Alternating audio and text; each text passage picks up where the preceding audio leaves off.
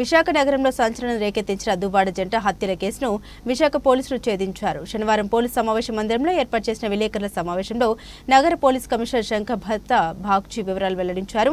గత నెల 25న సాయంత్రం 6:50 దువ్వాడ రాజీవ నగర్లోని గంపల యోగేంద్రబాబు తీడ లక్ష్మి అలియాస్ గంపల లక్ష్మి దారుణ హత్యకు గురయ్యారు. దీనిపై దువ్వాడ పోలీసులు విచారణ చేసి అసలు విషయం తేల్చారని పేర్కొన్నారు. పోలీసులు మృతురాలి ఫోన్ కాల్ డేటాను పరిశీలించగా ఓ నెంబర్ డిలీట్ చేసి ఉండడం గుర్తించారని పోలీస్ కమిషనర్ తెలిపారు. అనుమానంతో ఆ నెంబర్ ఉపయోగిస్తున్న వ్యక్తిని విచారించామని, గత నెల 21న రాత్రి 7 గంటల సమయంలో దువ్వాడలో ఓ షోరూం వద్ద 55 ఏళ్ల వ్యక్తి ఆ నెంబర్కు ఫోన్ చేయాలని కోరినట్లు చెప్పాడని పోలీస్ కమిషనర్ వివరించారు. అందరికీ నమస్కారాలు. మన అందరికీ తెలుసు, దువ్వాడ పోలీస్ స్టేషన్ పరిధిలోని రాజీవ్ నగర్లో వృద్ధ దంపతుల దారుణ హత్య జరిగింది. మన ఆనరబుల్ సీఎం సార్ కూడా ఇక్కడికి వచ్చిన తర్వాత ఆ హత్య కేసు ఛేదించడం జరిగిందా లేదా సార్ కూడా అడిగారండి. దాదాపు ఒక వారం చాలా కష్టపడి మేము ఆ కేసులో ఎటువంటి ఇనిషియల్గా క్లూజ్ లేకపోయినా కూడా సాంకేతిక ఆధారాల మీద బేస్ చేసుకొని మేము కేసుని ఛేదించాం. అందుకే ఈ ప్రెస్ కాన్ఫరెన్స్ పిలవడం జరిగింది. నెక్స్ట్ స్లైడ్ మార్చండి. సో ఈ నెక్స్ట్ సో మన 25th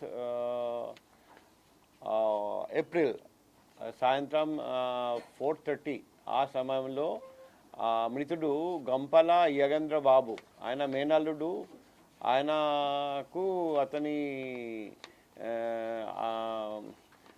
ధనలక్ష్మి అనే లేడీ ఫోన్ చేసి ఈ ఇంటి ప్రధాన ద్వారం ఇప్పుడు కూడా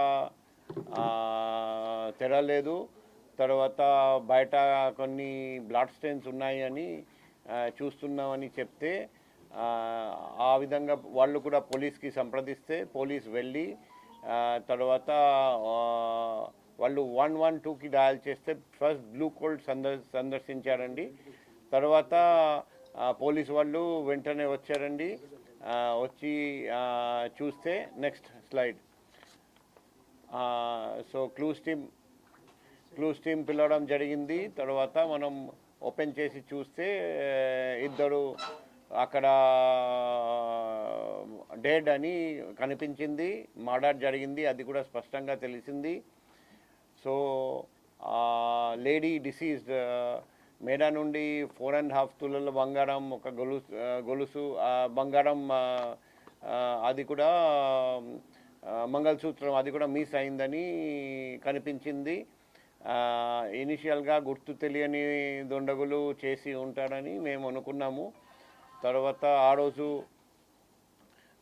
DCP crime, DCP 2 and local ACP, local inspector, మేము అందరం వెళ్ళాము.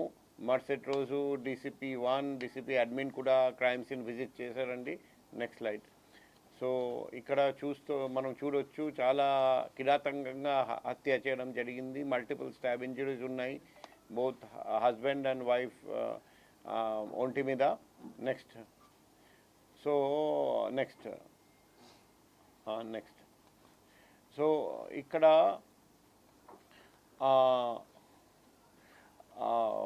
మనం ఫస్ట్ పోయి చూస్తే మనకు క్లియర్గా తెలిసిన వాళ్ళే ఈ హత్య చేశారని. ఎందుకంటే ఆ వ్యక్తిని చూసి యోగేంద్రబాబు తలుపు తెరిచి అలౌ చేశారని లోపలికి రావడానికి, నెంబర్ 1. నెంబర్ 2,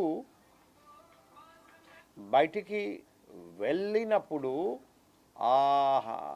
ఎవరు హత్య చేశారు, ఈ ఫ్యామిలీ కపుల్కి ఒక సిస్టమ్ ఉండేది, ఒక పర్టికులర్ టైప్గా లాక్ చేసి అది ఒక ప్లాస్టిక్ అక్కడ పెట్టేసి వెళ్తారు.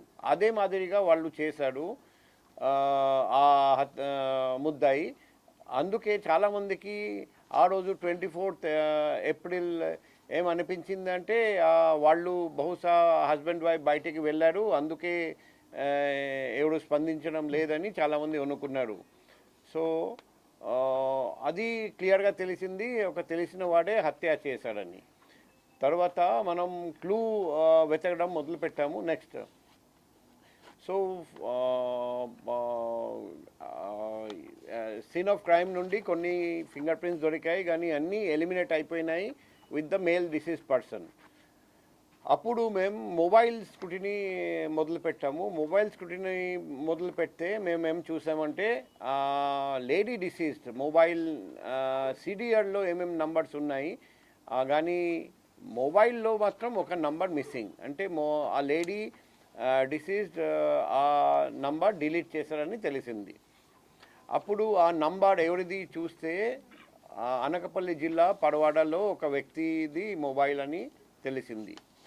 అక్కడికి వెళ్ళి చూస్తే ఆ వ్యక్తి దొరికాడు. ఆ వ్యక్తి ఏం చెప్పారంటే, ఇంకొక వ్యక్తి నా ఫోన్ అడిగి ఫోన్ మాట్లాడారండి, ఆయన ఎవరు అని వెతికితే నాకు తెలియని వ్యక్తి. కానీ అప్పుడు మేము సీసీటీవీ వెతకడం మొదలుపెట్టాము. సీసీటీవీ వెతికితే లోకల్గా ఒక సీసీటీవీ ఫుటేజ్ దొరికింది, కానీ అందులో ఆ వ్యక్తి ఫోటో క్లియర్గా కనపడలేదు. తర్వాత మళ్ళీ సీసీటీవీ ఫుటేజ్ వెతకడం జరిగింది. ఫైనల్గా కొంచెం క్లియర్ ఫుటేజ్ వచ్చింది. ఒక టీ షాప్ దగ్గర మనం సీసీటీవీ ఫుటేజ్ పాన్ షాప్ దగ్గర జరిగింది. ఇప్పుడు ఇంకొక ఇష్యూ వచ్చేసి, మన ఫస్ట్ రాత్రి చూసాము స్కూటీ మిస్సింగ్. డిసీజ్ ఒక స్కూటీ ఉండేది, అది మిస్సింగ్. సో మేము అనుకున్నాము అది మెకానిక్ తీసుకెళ్ళాడేమో. ఆ మెకానిక్తో అడిగితే స్కూటీ మా దగ్గర లేదు. అప్పుడు స్కూటీ ఎక్కడ దొరకలేదు. ఆ స్కూటీ కోసం కూడా వెతకడం మొదలుపెట్టి ఫైనల్గా వైజాగ్ రైల్వే స్టేషన్లో స్టాండ్లో అక్కడ ఆ స్కూటీ దొరికింది.